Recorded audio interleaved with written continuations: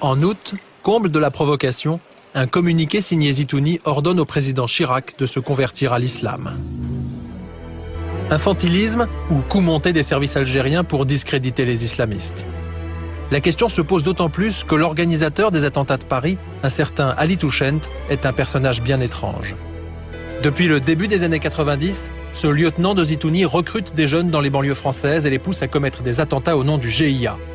Exemple, Khaled Kelkal, recruté par Touchent et abattu par les gendarmes en septembre 95. Attention! Ok, c'est bon! C'est bon, attends, bouge pas.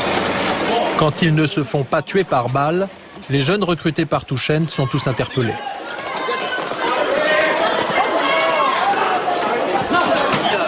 Les arrestations sont spectaculaires, mais quand les policiers interrogent les jeunes, ils sont souvent déçus.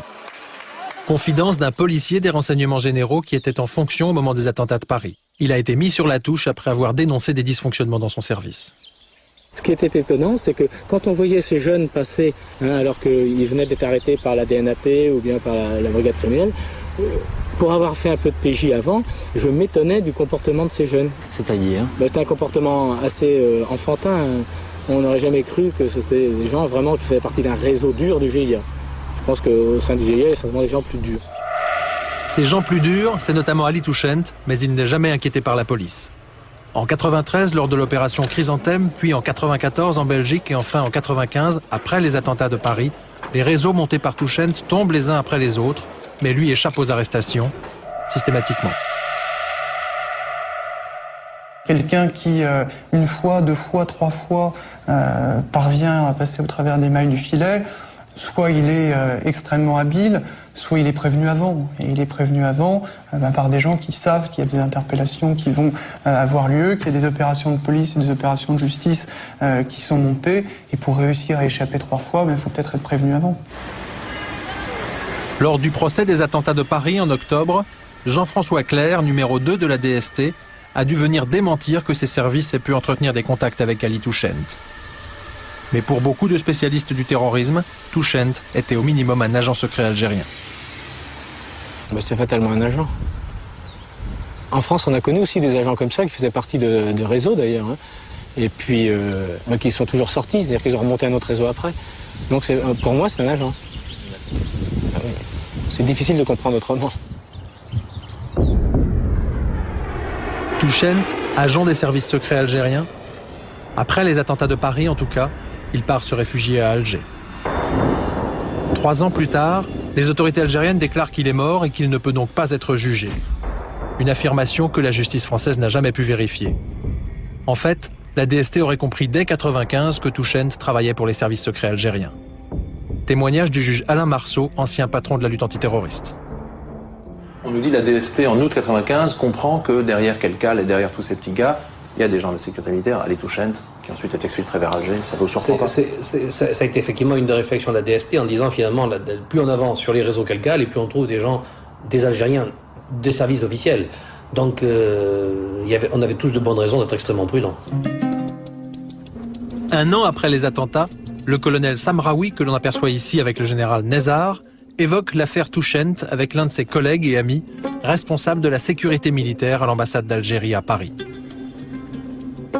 Il m'a dit que Touchent leur appartenait, donc c'était quelqu'un, grosso modo c'était un agent des services qui activait en France. Reste la question centrale, pourquoi l'Algérie aurait-elle décidé d'organiser des attentats en France?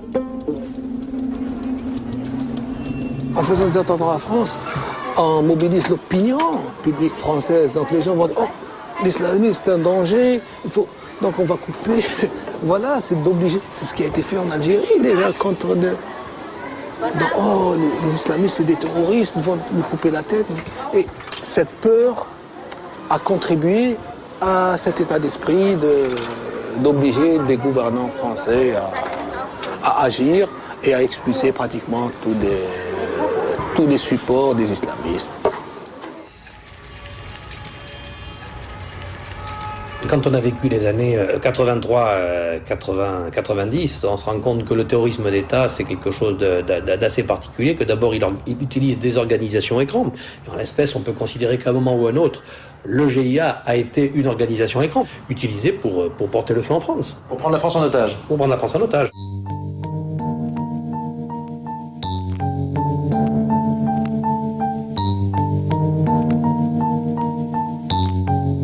Les attentats de Paris n'auraient donc pas été du terrorisme aveugle, mais des messages envoyés par l'Algérie à la France.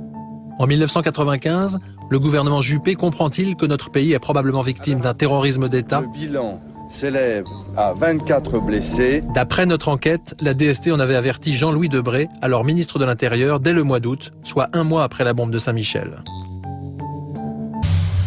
Le 15 septembre 1995, Jean-Louis Debré invite des journalistes à déjeuner au ministère de l'Intérieur.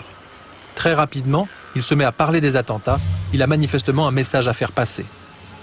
Il nous a donc dit une chose qui a surpris en tout cas un certain nombre d'entre nous, et notamment qu'il avait des doutes sur la responsabilité des auteurs des attentats et qui se demandait si éventuellement une manipulation des autorités algériennes, de la police algérienne, était possible.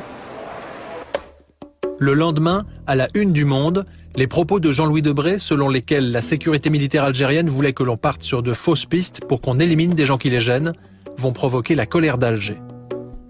Le ministre de l'Intérieur va alors faire semblant de ne pas avoir dit ce qu'il a dit. Dans son entourage, on dément formellement l'existence de l'interview, mais quelques temps plus tard, Debré confirme ses propos à un journaliste préparant un livre sur Chirac. Dans une rencontre avec lui quelques semaines plus tard, il m'avoue qu'il l'a fait sciemment. Quel est son but? Son but, c'est d'envoyer un signal au régime algérien. On n'a pas la preuve qu'il y ait eu orchestration, manipulation des attentats de Paris. Officiellement, on attribue ça aux islamistes, mais il y a des doutes, un peu partout, dans toutes les sphères du pouvoir. Et donc, on ne va pas balancer une bombe atomique sur Alger, mais on fait passer des messages par des canaux discrets, par les services, et là, officiellement. Par la presse. Attention. Par la presse. Tout en disant qu'on ne l'a pas dit. Mais le message est passé. Monsieur le Président, bonsoir. Est-ce qu'on peut vous poser une question pour Canal+? Une enquête sur les attentats de Paris en 1995.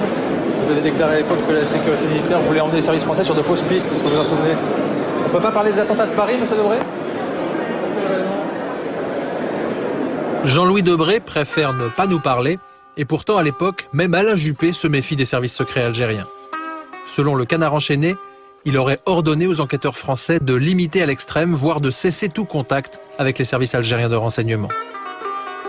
À l'époque, notre policier des renseignements généraux apprend qu'un Algérien qui informe un de ses collègues semble bien au courant des attentats qui vont avoir lieu.